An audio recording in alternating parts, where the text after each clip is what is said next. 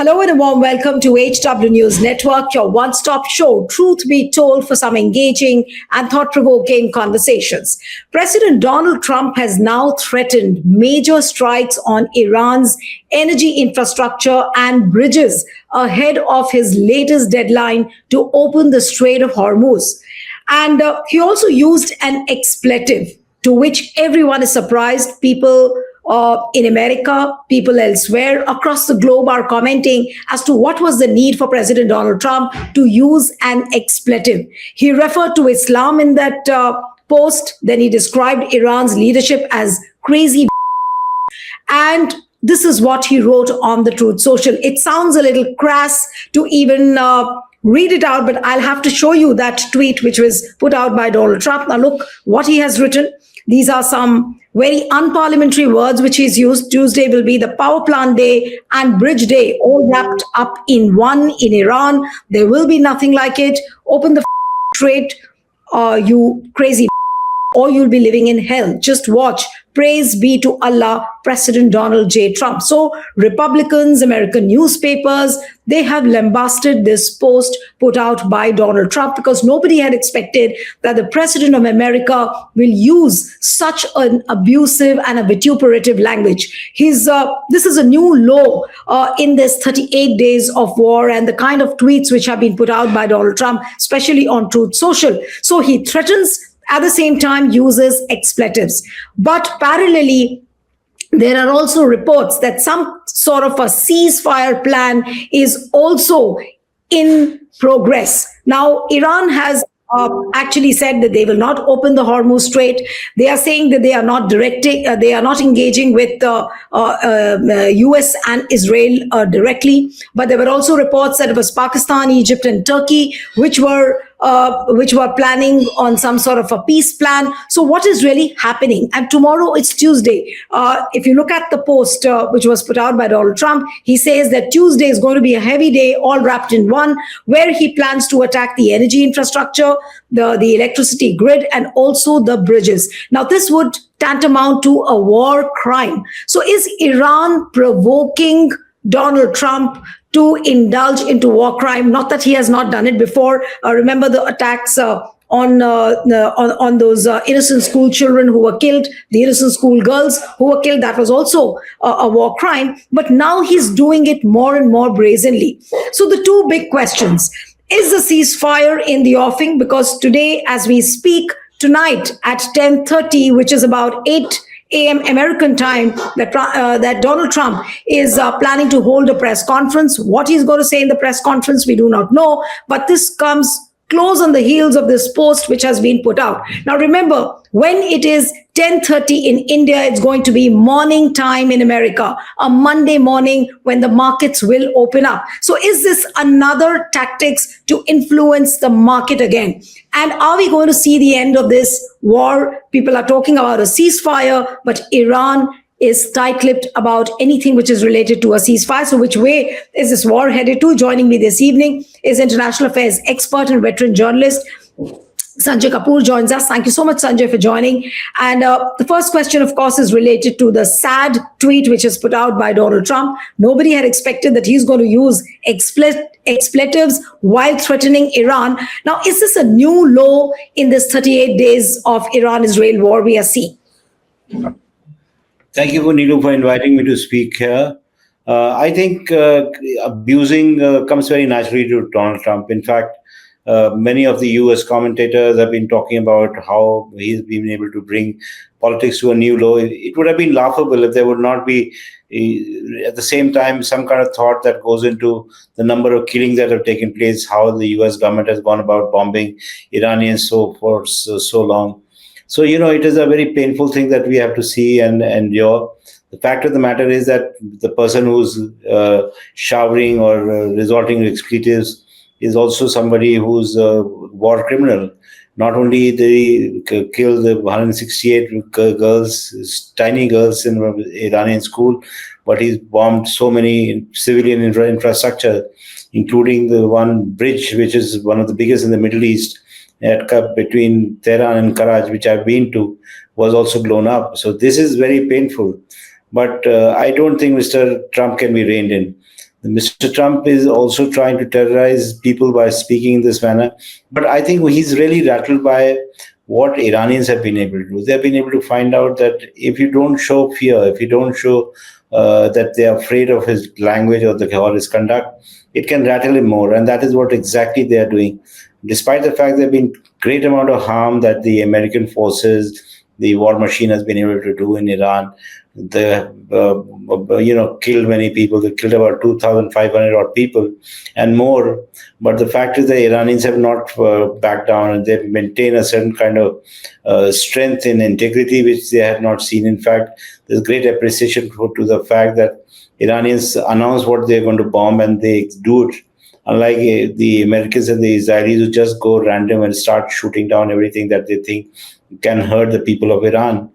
So, if you look at it, Iran morally seem to be superior than Trump, and that is really hurting Mr. Trump quite a bit. In fact, there is a desperation on his part to somehow find a way to call a ceasefire. You were mentioning about the press conference that he might be doing. There is also a talk that he might address a conference tomorrow in which he would detail, in fact, unveil whatever has been discussed. I'm told that there is a great role that has been played by Mr. General Asim Munir of Pakistan in trying to do something. He spoke with both the president and vice president all night yesterday and came to some conclusions on how he's been able to shepherd both sides into coming to some kind of conclusion about a 48-day ceasefire. This is a long ceasefire, but I don't think Israel is in it. You made a mention of asking me that the entire night you were speaking to the president and the vice president. Now, a few days back when this negotiations were happening in Islamabad, at that point of time, we all were discussing the fact that those talks weren't very fruitful. It didn't have any tangible results. Now, but why do you think is Pakistan taking so much of interest? What is Pakistan's interest in investing so much into this Iran, Israel, and America war? That's a very difficult question, but a good question that you've asked. And the fact of the matter is that Iran has a neighbor in Pakistan, and the Sistan, Baluchistan, and Sistan province both touch each other. And there were talk about the rate going from Pakistan into Iran on one side from United States of America. That would have destroyed relationship. In fact, Larjani was security advisor in the Supreme Council. He had said in so many words that Pakistan has a clean check from our side. They can cash it whenever they want. So there is a good relationship between Pakistan and Iran to some extent. And similarly, there's been a warming of relationship between Pakistan and US. If we have seen when we have derided much to the if you look at it from the point of view of the Pakistanis, Asim Munir has been called, or Pakistan has been called dalal and broker and by India because they refuse to submit to our expectation of how you should conduct themselves, and India will refuse to be a broker in this deal. So there is, I think, a certain relationship there is between Pakistan and Iran and Pakistan and US, and they are, I think, eminently qualified to to strike a deal between the two of them. And if that happens, I think it will raise the profile of Pakistan quite a bit. In fact, they would be appreciated not just by the two countries which are at war with each other, but also by the rest of the world, because this is a war that impacts not just one country, but many other small and big nations, because Strait of Hormuz is getting locked up, and there are many other countries that get hurt by the rising cost of oil and LPG.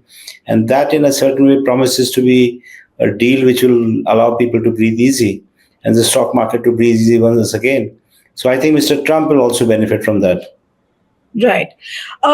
Just a short while back, there's a little update which is coming on Al Jazeera, which says that Abbas Araghchi of Iran and Jean Noel Barrett of France, they spoke on the phone today, and there's a statement carried by the Iran semi-official Tasnim news agency reports regarding U.S. President Donald Trump's threats to hit civilian infrastructure in Iran if it does not open the Strait of Hormuz. That's what Araghchi has said.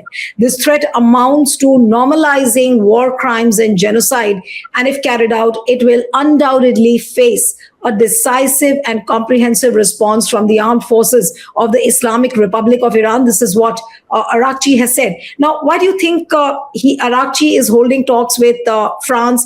Is France in any position to influence or change Israel and America's mind, Sanjay? I don't know. I think that differences between France and US have become very apparent. In fact, if you look at it, President Trump called the president of France somebody whose wife doesn't treat him very well. He's been rather nasty about it. In fact, there's been a lot of retaliation coming in from President Macron also, who said in so many words that Europe is a better place to invest, better place to live, and much intellectually sound in comparison to what you have in the US. So there is a certain sparring which is going on between the two sides. And I don't think Europe or France, for that matter, is in a position to influence US. In fact, what we are seeing at the moment and is the rupturing of the relationship that was between the two Atlantic partners. US wants to part ways with the NATO forces and with Europe, and it will have implications. I don't know how they will. This is another deal that will have to be done by Mr. Trump if he has any desire to restore whatever he's broken. He's been like a bull in a china shop, broken everything that he doesn't agree with. He has been very nasty towards Europe, which has stood through thick and thin during all this time. But now we are going to see something truly dramatic. There may be parting of ways between the US and the Europe, for that matter. Right. But I wonder what sort of ceasefire is Donald Trump talking about, or what sort of ceasefire are these allied nations are thinking about, or whether it is Pakistan or Turkey or Egypt?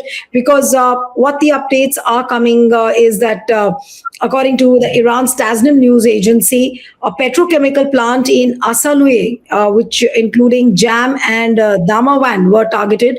Now, these are all projects which are in Iran and they have been attacked. Then similarly, Mobin and Damawand companies which supplied electricity, water and oxygen to Asaluya petrochemical plants have been targeted. Pars petrochemical is safe and has not been damaged, but continuously the attacks are happening. Iran is being attacked, and similarly the missile and drone attacks are happening in Israel. So how are these nations even thinking of a peace plan or some sort of a ceasefire when there is no relenting on either side, Sanjay? I agree with you, but the ceasefire between US and Iran will make a difference. What if US decides to back off? And that is what is being talked about, that they take a step back and Iran takes a step back. And this will be between US and Iran. And Israel may not matter because Israel will automatically back off. And I think even Iran is not asking for any kind of ceasefire between Iran and Israel, for that matter. So that would be a major improvement if that happens. But the truth is that Iran has not been able to hurt Israel as much as it wanted because of the many 5 or 6 layers of protection the Israeli government has. And although they've been able to rattle them quite a bit, people are scurrying all the time in shelters and trying to stay away from the debris that may be falling from intercepted missiles. But the truth is that Israel has had a really rough time in the last many days, but they're still protected because of all this. And they may be in a position to launch many attacks later on if the US goes soft on them. The US has to also not just sign a deal with Iran, but also tell Israel to go off, back into trenches and back into barracks, whatever it is the phrase goes. So only then things are going to quieten down. But I agree, as of now, the bombing continues. So on all sides, Iran is also bombing everybody, and so is Israel, for that matter.